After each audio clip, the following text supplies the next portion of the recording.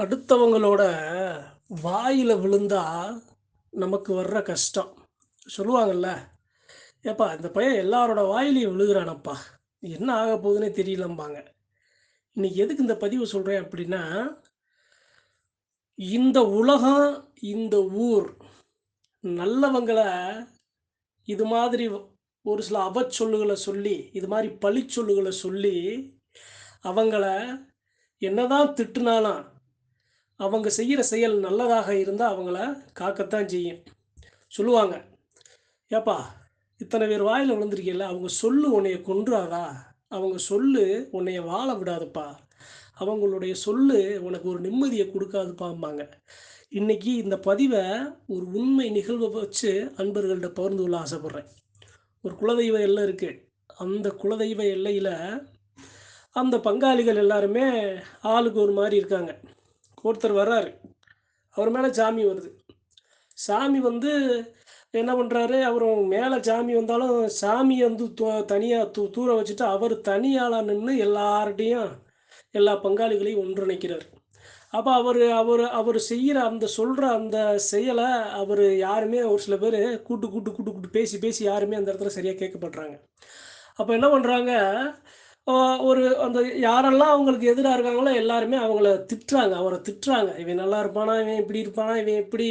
அப்படிங்கிற மாரி திட்டுறாங்க. வார்த்தைகள ரொம்ப கடுமையான சொற்கள விடுறாங்க. அப்ப அதெல்லாம் அவருக்கு தெரிய வருது. அப்ப அதே அந்த கும்பல்ல இருக்க இன்னொருத்தருக்கு அழைக்கிறாரு. அழைச்சு, "ஏப்பா இப்படி பண்ற? எதுக்கு இத்தன பேர வந்து நீ இப்படி இப்படி இப்படி கத்த விட்டுக்கிட்டு இருக்க? எதுக்கு இத்தன பேர் வந்து உன்னைய இப்படி சொல்லிட்டு இருக்காங்க? அப்படியெல்லாம் இருக்காத. அவங்க சொல்லு உன்னைய அந்த சொல்லு உன்னைய கொன்றாதா?" அவர் சொல்றாருங்க. அப்படியே சொல்றாரு. "அந்த சொல்லு உன்னைய ஒரு அடி அடிச்சிராதா? நீ என்ன பண்ணுவ? நீ எப்படி மீண்டு வருவ? ஏன் எல்லாரோட வாயில விழுகுற? வாயில விழுகாதப்பா" அப்படின்னு அவரு அன்பா பணிவோட அவருக்கு சொல்றாரு. அப்ப அவரு அதுக்கு சொல்றாரு, அவர்ட்ட திருப்பி, "அப்படி அந்த சொல்லு என்னைய அடிச்சா அடிக்கட்டுங்க. அப்படி அந்த சொல்லு எல்லாரும் வாயில விழுந்துன்னு என்னைய திட்டுறாங்கல்ல, அந்த சொல்லு என்னைய கொன்னாலும் பரவால்ல. நானு நல்ல விஷயத்துக்கு தான் நான் நிக்கிறேன். நல்ல விஷயங்கள தான் புரிய வைக்கிறேன். நல்ல விஷயங்கள தான் நானு செயல்படுத்துறேன். அதனால யார் என்ன சொன்னாலும் எனக்கு கவலை இல்ல.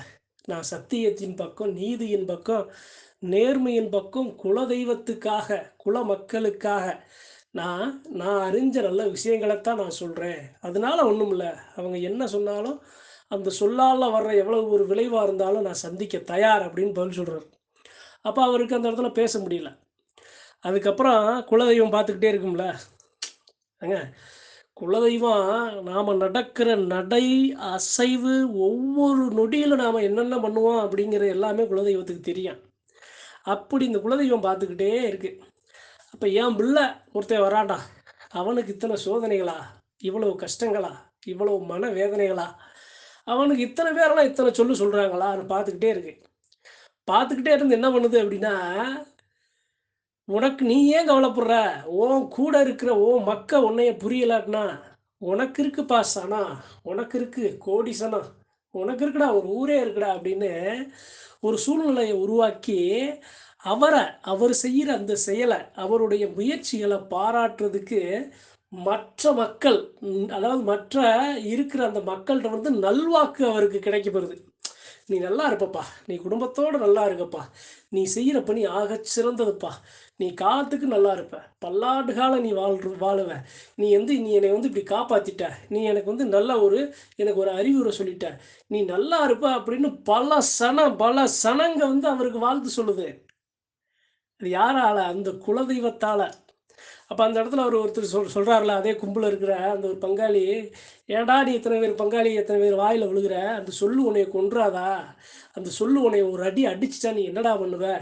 அப்படின்னு அந்த சொல்லு அங்க அவருக்கு எதிர்மறையா இருந்த எல்லா சொல்லுக்கும் எதிர்ச்சொல். ஒரு அம்பு வருதுன்னா, அதற்கு திருப்பி எதிரம்பு விடுற மாரி, அவரு செஞ்ச நல்ல விஷயங்கள் அந்த குலதெய்வத்தோட பார்வைக்கு போயி, அந்த குலதெய்வம் நல்ல சூழ்நிலைய உருவாக்கி, அவருக்காக ஒரு கோடி சனத்த, அங்க இருக்க ஒரு ஊர் மக்கள, அவர் செய்யற விஷயம் நல்லது, நல்ல விஷயம்னு 4 பேரு, 400 பேரு அப்படி இருக்கிற மக்கள வாழ்த்த செஞ்சு, அந்த வந்த ஒவ்வொரு சொல்லுக்கும் எதிர் சொல் குடுத்து, அத எல்லாத்தையும் காலி பண்ணி, அந்த பிரச்சனைகள்ல இருந்து அந்த பிள்ளைய காத்து குடுக்குது. யார? உண்மைக்கும், நீதிக்கும், நேர்மைக்கும், சத்தியமான விஷயத்துக்கும், தான் இழந்தாலும், தான் உயிர் போனாலும் பரவாயில்ல. நல்ல விஷயங்களுக்கு நாளும் துணை நிற்பேன். குலதெய்வங்களுக்கும், குலதெய்வ எல்லைக்கும், குல மக்களுக்கும் நாளும் நான் துணை நிற்பேன் அப்படிங்கிற அந்த பிள்ளைக்கு. அப்படிதாங்க குலசாமி இருக்கு.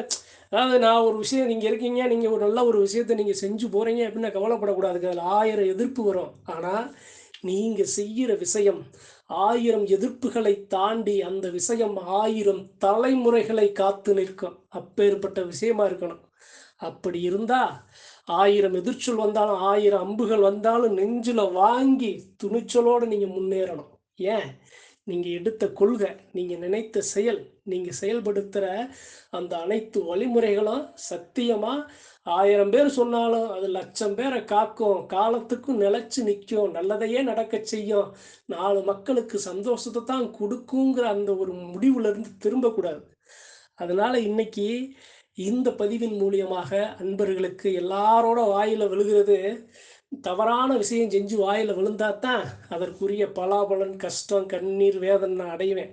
ஆனா நல்ல விஷயத்துக்கு வேணும்னே 4 சனம் ஒரு சில ஆசைகள, சுய ஆசைகள, பேராசைகள வச்சுக்கிட்டு வேணும்னே ஒரு சில சனங்கள் சொல்ற அந்த சொல்லு என்ன வந்து சேராது. அந்த சொல்லானது வெற்று சொல்லாக குப்பைக்கு தான் போகும். அதுக்கு கூட அவன் குலசாமி கண்ல விட்டு, என் பிள்ளைக்கு இத்தன சொல்லான்ட்டு வாரி வாழ்த்துக்களையும் அதாவது எப்படி சொல்றது அப்படின்னா, என்னென்ன வார்த்தைகள் கிடைக்கணுமோ, அந்தந்த வார்த்தைகள அந்த பிள்ளைக்கு குடுத்து, அந்த குலதெய்வம் காத்து நிக்குது பார்த்தீங்களா? அப்ப அவர் செஞ்ச செயல் ஆகச்சிறந்த செயல்னு அர்த்தம். இன்னைக்கு அன்பர்களுக்கு அந்த அந்த உண்மை நிகழ்வையும், இதுபோன்று சொற்கள் நமக்கு வந்தா, நாம் அதிலிருந்து எப்படி நம்மை குலதெய்வம் காத்து நிக்கும், அப்படிங்கிறத அன்பர்களுக்கு பகிர்ந்து கொள்ள ஆசைப்பட்டேன். நன்றி, வணக்கம். மற்றும் ஒரு பதிவில் சந்திப்போம்.